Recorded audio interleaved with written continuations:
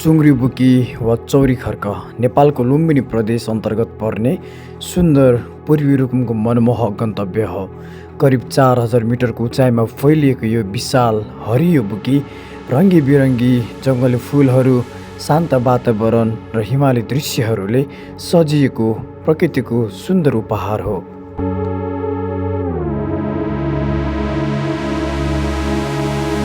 यहाँको हरेक पाइला प्रकृतिसँगको नयाँ भेट हो। हरेक हावा शीतल अनुभूति हो र हरेक दृश्यले मनलाई फेरि फेरि यहाँ फर्कन बाध्य बनाउँछ।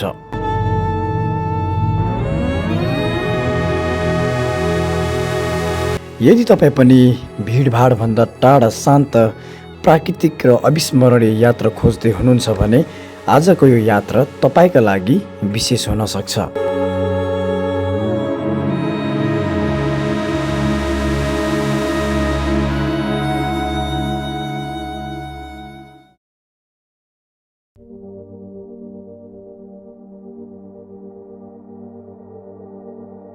हाम्रो यात्रा रहेको छ रुकुम पूर्व चुङ्ग्रीबुकीसम्म।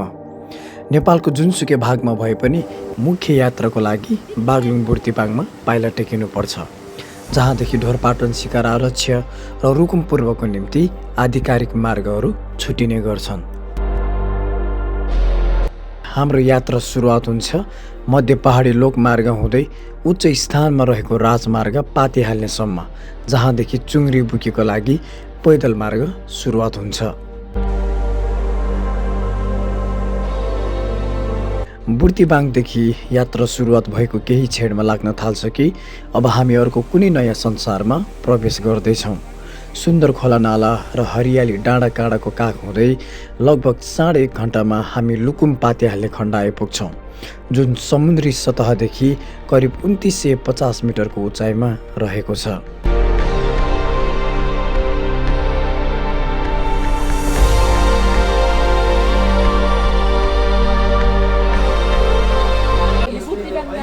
ल योगेश र म फ्रेन्ड है।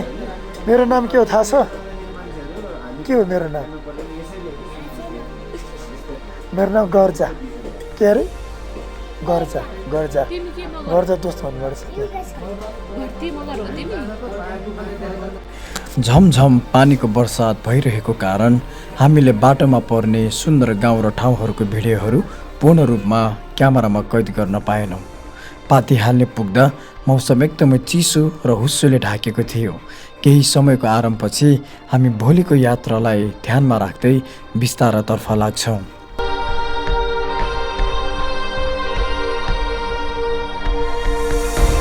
सुरु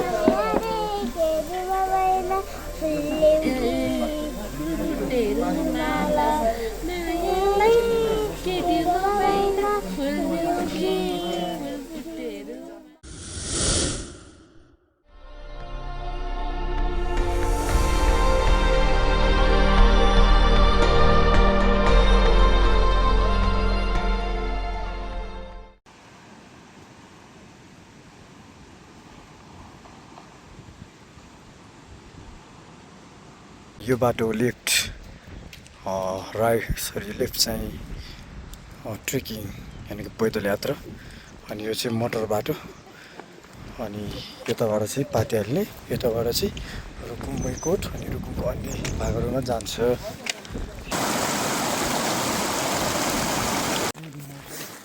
ओके, हेलो एभ्रिवान, नमस्ते फ्रेन्ड्स। हामी अहिले चौरीखर्क जाँदैछौँ। पातिहाल्नेबाट लगभग 1 घन्टा जति माथि आइसकेको छौँ। सो हामी 4 जना छौँ। अहिले चाहिँ क्लाउडी भ्यू छ, हुस्सो लागेको छ एकदम।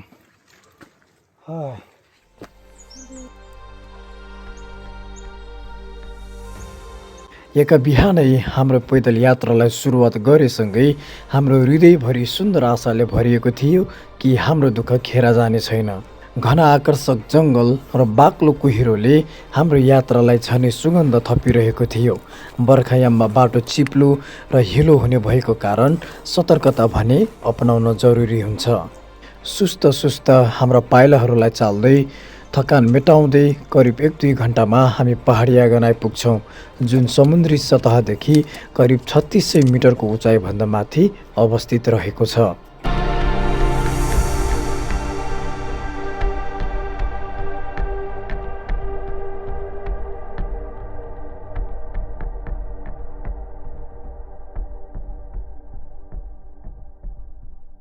ओके गाइस, हामी पहाडी आँगन आइसकेका छौँ र यहाँ चाहिँ खाना बस्नको राम्रो व्यवस्था छ। कन्ट्याक्ट गरेर आउन सक्नुहुन्छ।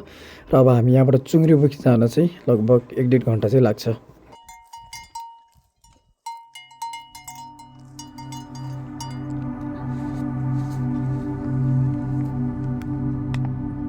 बिहानको चिसो हावा, चराचुरुङ्गीको मधुर स्वर र वरिपरि फैलिएको हरियालीले यात्राको सुरुवात नै अविस्मरणीय बनाइदिन्छ। साँगो र गोरेटो बाटो हुँदै माथितिर उक्लँदै जाँदा प्रत्येक मोडले नयाँ दृश्य उपहार दिन्छ। थकान महसुस भए पनि अगाडिको सुन्दरता देख्ने चाहनाले पाइला आफै अघि बढिरहन्छ। केही समयपछि बाटोभरि रङ्गीचङ्गी जङ्गली फुलहरू मुस्कुराइरहेको देखिन्छ। रातो, पहेँलो, बैजनी र सेता फुलहरूले हरियो डाँडालाई झन आकर्षक बनाइरहेको थियो। हावासँगै फुलहरू बिस्तारै हल्लिरहेको दृश्य हेर्दा लाग्छ प्रकृतिले हामीलाई आफ्नै भाषामा स्वागत गरिरहेको छ। हामी जति माथि पुग्छौँ चारैतिर फैलिएका हरिया डाँडाहरू, खुल्ला घाँसे मैदान र शान्त वातावरणले मनलाई पूर्ण रूपमा मोहित बनाइदिन्छ। यहाँको हावामा एउटा अनौठो ताजापन छ जसले सबै थकान बिर्साइदिन्छ। यस्तो लाग्छ समय नै केही क्षणको लागि रोकिएको छ।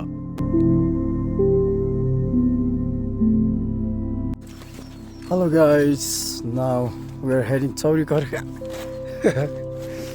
अहिले चाहिँ somehow क्लाउडी भ्यू छ बट थोरै ओपन चाहिँ भएको छ। यु क्यान सी मेरो ब्याकग्राउन्डमा। अनि यहाँबाट हेर्नुभयो भने टक्क लगाएर यो ग्रिनरी चाहिँ बबालै देखिन्छ कि यो क्लाउडी भ्यूहरू यस्तो चाहिँ घोडा छ। अनि त्यसपछि यहाँको मेन विशेषता भनेको चाहिँ फ्लावर्सहरू, वाइल्ड फ्लावर्सहरू, बुकी फुलहरू। सो बुकी फुल हामी माथि गएर हेर्छौँ, खोज्छौँ, किनकि अहिले मान्छे धेरै आएर फुल टिपिसकेको छ। एकदमै त्यही माथि धेरै नाच्ने उफ्रिने गर्दाखेरि अनि प्रेस गर्दा गर्दा फुलहरू पनि लगभग त्यो फाँटको फुलहरू चाहिँ हराइसकेको छ भन्ने खबर चाहिँ आएको छ होइन।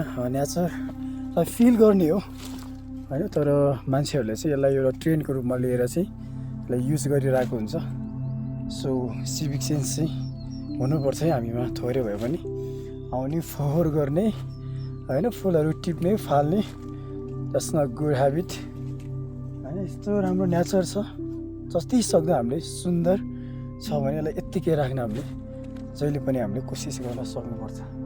Just you can feel, enjoy it होइन, रमाइलो गर्नुहोस्, भिडियो बनाउनुहोस्, बट यसलाई तोड्ने, भाँच्ने, फ्याँक्ने त्यो खालको ह्याबिट चाहिँ कहिले पनि शोभा दिँदैन, सुट हुँदैन हामी ह्युमन बिङको लागि। सो हेर्नुहोस् त कति राम्रो नेचर छ। ओ माई गॉड, इट्स चुङ्ग्रीबुकी गाइस है। अनि यो मनसुन हो, अहिले जुलाई फर्स्ट विक सुरु हुँदैछ। यात्राको अन्तिम उकालो पार गरेपछि अन्ततः हामी पुग्छौँ चुङ्ग्रीबुकीको टुप्पोमा। यहाँबाट देखिने हिमालका लहरहरू, अनन्त हरिया पहाडहरू, टाढासम्म फैलिएको प्राकृतिक सौन्दर्य र खुल्ला आकाशले शब्दभन्दा धेरै गहिरो अनुभूति दिन्छ। यहाँ उभिँदा महसुस हुन्छ प्रकृतिको वास्तविक सुन्दरता फोटो वा भिडियोमा होइन, आफ्नै आँखाले देख्दा र आफ्नै मनले महसुस गर्दा मात्रै पूर्ण हुन सक्छ।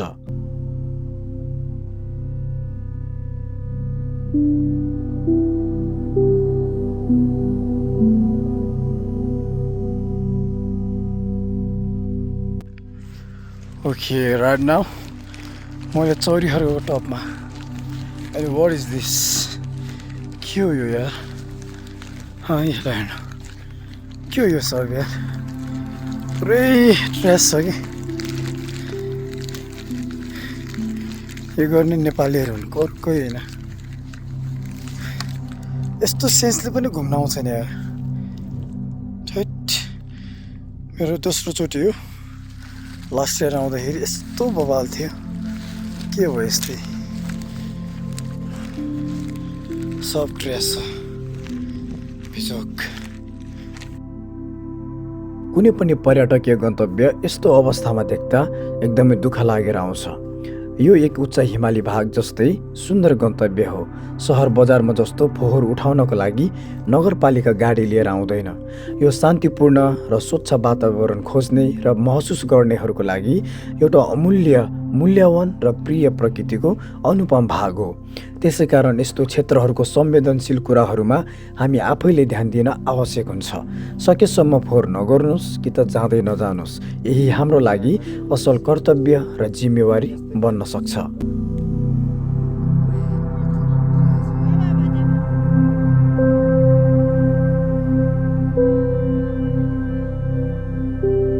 चुङ्ग्री बुकीमा केवल हरियाली र रङ्गीचङ्गी फुलहरू मात्रै नभएर यहाँदेखि सेता हिमालहरू, दन्ते लहर देखाइसरी मुसुक्क हाँसेको छेडहरू पनि अनुभव गर्न सकिन्छ। जहाँदेखि धौलागिरी, सिस्ने हिमाल, पुठा हिमाल, चुरेन हिमाल, गुर्जा हिमाल र पत्रसी हिमाल गरी 6वटा हिम श्रृङ्खलाहरू नजिकैबाट अवलोकन गर्न सकिन्छ। तर हाम्रो यात्रामा भने यो हिमाली लहरहरू अनुभव गर्न मौसमले साथ दिएन।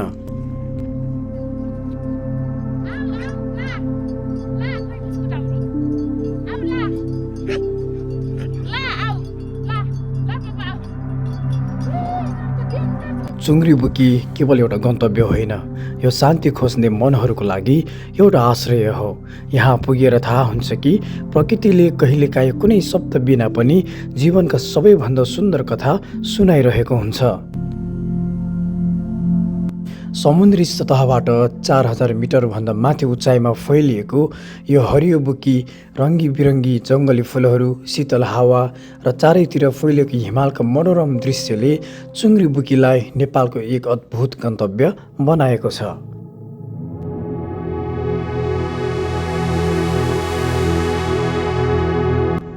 यहाँ बिताएको प्रत्येक क्षणले सिकाउँछ कि प्रकृतिले कहिल्यै हतार गर्दैन, तर उसले सबैभन्दा सुन्दर सिर्जना भने समय लिएर गर्छ।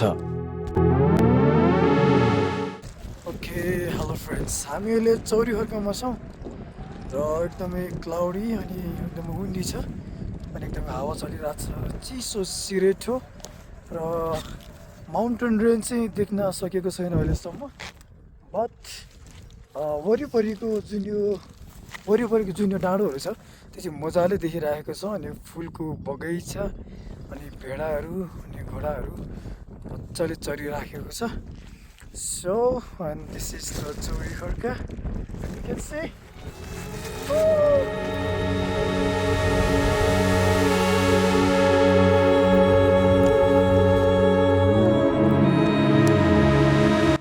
यदि तपाईँ यहाँ हुनुहुन्छ भने कृपया यहाँको सौन्दर्यलाई जोगाइदिनुहोस्। आफ्नो मिठो सम्झना लिएर फर्काउनुहोस्, तर फोहोर भने कहिले नछोड्नुहोस्। प्रकृतिलाई जति माया गर्छौँ, प्रकृतिले पनि त्यति नै सुन्दर रूपले हामीलाई स्वागत गर्दछ।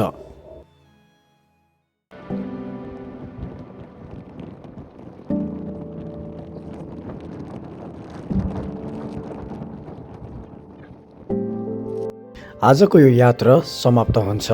यदि यो भिडियो तपाईँलाई मन परेको छ भने भिडियोलाई लाइक र कमेन्ट गर्नुहोस्, आफ्ना साथीहरूसँग सेयर गर्नुहोस् र यस्तै नेपालको लुकेका स्वर्गहरू हेर्न गर्ज पहाडी युट्युब च्यानललाई सब्सक्राइब गर्न भने नबिर्सनुहोला। फेरि भेटौँला अर्को एउटा नयाँ यात्रा, नयाँ कथा र नेपालको अर्को अनुपम गन्तव्यसँग। धन्यवाद। जय नेपाल।